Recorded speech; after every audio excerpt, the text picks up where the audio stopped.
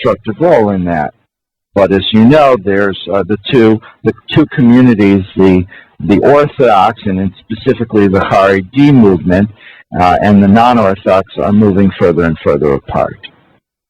What I found most interesting about Rabbi Lamb's latest comments about saying Kaddish for Reform and Conservative Judaism was that the vehement way that non-Orthodox leaders responded.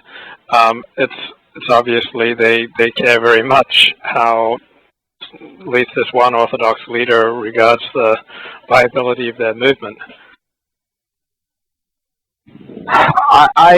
Jack Wertheimer has written extensively about this, and it seems to me that in general there's less polemics going back and forth over the past 10 years than there was before. And if this impression is at all correct, I think the reason for this is that both sides, and particularly the Orthodox, have given up on the other side. Whereas in the 70s or even before that, the two sides were hoping and expecting to convince the other side that they were correct, and that there was a strong sense of triumphalism that they were going to be, that each side felt that they were going to be the victorious side, and the other side was going to admit defeat and convert over to their way of thinking. And again, I think the key event that happened was the patrilineal descent resolution. I do talk about this in the book from a personal point of view. When I was growing up in Waterbury, Connecticut in the late 1970s, the Reformed Temple Israel in Waterbury consisted of mostly people who were people who were born to two Jewish parents. There was a handful of people who'd converted, but they were the exception. There was very few intermarried couples. Today, that Temple Israel is no more. It was merged into a suburban congregation where intermarried couples without conversion is by far the overwhelming majority of the congregation. And I think this change is consistent throughout the United States. And so as a result, many, if not most, Reformed Jews are really not seen literally as Jews by the Orthodox. So whereas just a generation ago, the Orthodox felt that most or all non-Orthodox Jews were Jewish, they were just ignorant of the proper beliefs and practices. Today, they're not Jews at all from the halachic Orthodox halachic perspective. And I believe that I've seen this expression in a number of places. I don't know that I've been able to actually document it, but I'm pretty sure I have a pretty good memory that some Orthodox writers have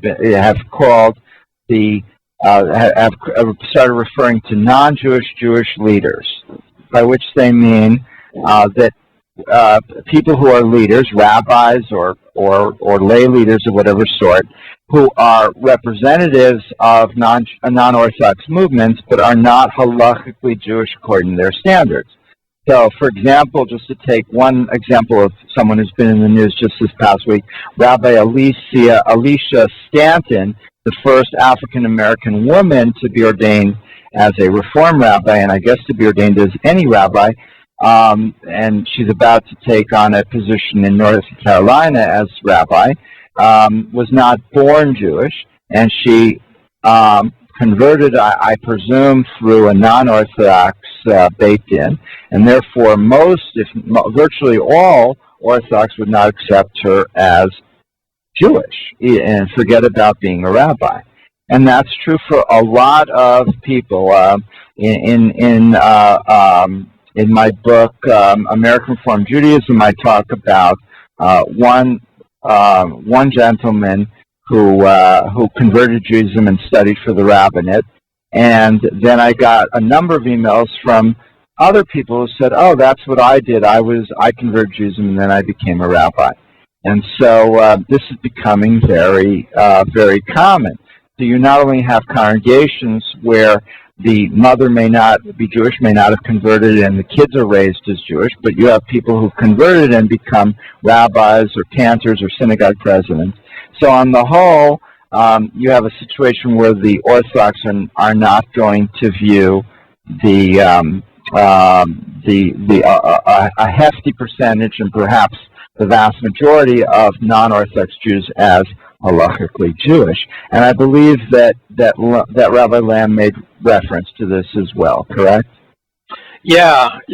What struck me was that how much these non-Orthodox Jewish leaders evidently cared what Rabbi Lamb said, because I can assure you it does not run the other way. That I don't recall the Orthodox getting exercised about anything that a non-Orthodox leader has said.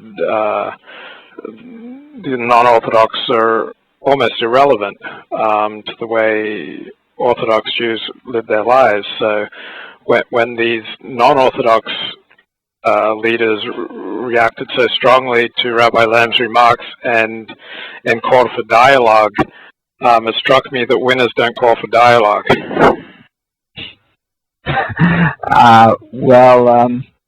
I think the non-Orthodox are going through a very trying period, and a period in which how we emerge from this will be potentially decisive for the future of non-Orthodox Judaism, which is still probably as much as 88% of American Jews are not Orthodox. So I think we're going through a very difficult time period. In the Reform movement, just a handful of months ago, Rabbi Eric Yaffe announced that the Reform movement was going to go through a reorganization, and that this involved closing all 14 regional offices and creating 4 new centers of support centers. And the question that immediately popped into my mind is this simply a more efficient and effective way of organizing the Reform movement, or is this a sign of massive retrenchment as a result of not having the funds?